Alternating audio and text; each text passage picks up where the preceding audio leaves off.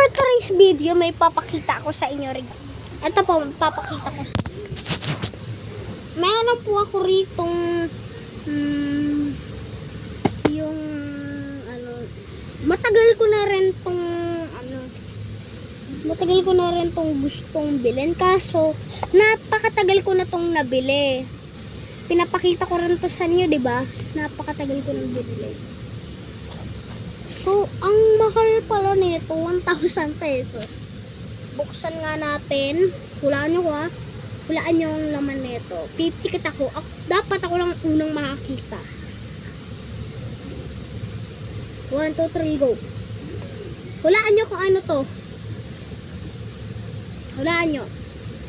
Ang tamang sagot ay Divine Mercy at saka yung mga picture ng mga santo. Mga picture ng santo and si Divine Mercy. Ayan o, si Divine Mercy na maliit. 3 o'clock prayer. And meron din po tayong crucifix. And si Mother, Mother Perpetual Help. So, kung bibigyan ko kayo isang santo, si Mother Perpetual Help bibigay ko sa inyo. Kasi, si Mother Perpetual Help, tinutulungan niyo yung mga taong humihingi ng tulong o sa saklolo. Tapos, ito yung si Jesus Christ. Ito, Novena. Sino naman to? Santa Maria Apobe. Hindi ko alam kung ano pong pangalan niya. Basta nakalagay. Ito, meron din ditong Jesus Nazareno. At itong Divine Mercy. Tsaka ito. Actually, basahin natin yung nasa likod. Yung nasa pila ka pang huli. Basahin natin. Sumasampalataya ko sa Diyos Amang makapangyarihan sa lahat na may gawa ng langit at lupa. Sumasampalataya naman ako kay Hesus Kristong iisang anak ng Diyos, Panginoon nating lahat. May katawang tao siya, nalan ng Espiritu Santo. Ipinanganak ni Santa Maria Birhen. Namatay, joke lang. Ginako sa krus. Wait lang, di ko. Pinagpakasakit ni Poong Pilato. Pinong si Pilato. Pinako sa krus, namatay idibli. Nanako sa kinaroonan ng mga yumao. Na may ikatlong araw na buhay naman muli, umakyat sa langit, nalulok sa kanan ng Diyos Amang makapangyarihan sa lahat. Doon magmumulang parito. Actually, hindi ko na siya mabasa kasi ang haba, no? Pero ito si Divine Mercy. So, kung titignan natin yung box niya, parang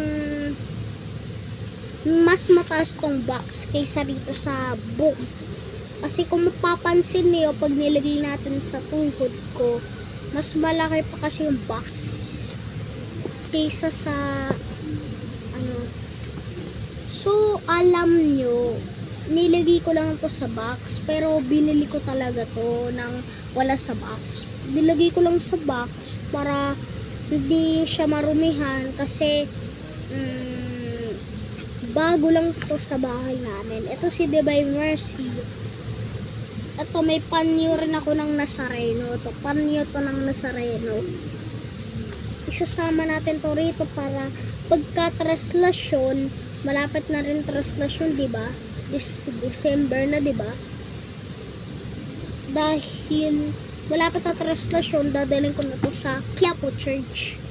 So, yun yung kwentong books ni Divine Mercy. So, actually, binili namin to sa halagang 25 pesos. Joke lang, ha. Hindi 25, hindi 1,000 yun. 25 pesos.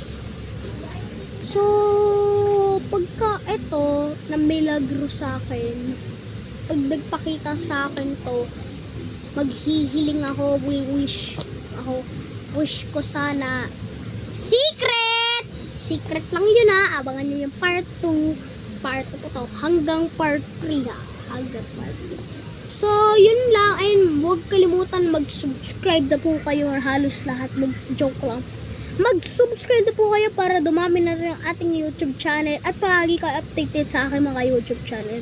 So, yun lang. At shoutout nga pala sa mga views natin dyan, yung mga nanonood. Shoutout sa inyo ha. Alam niyo na, shoutout sa inyo mga nanonood ha. Pero, yun lang. And, yun lang. And, thanks for watching. Bye!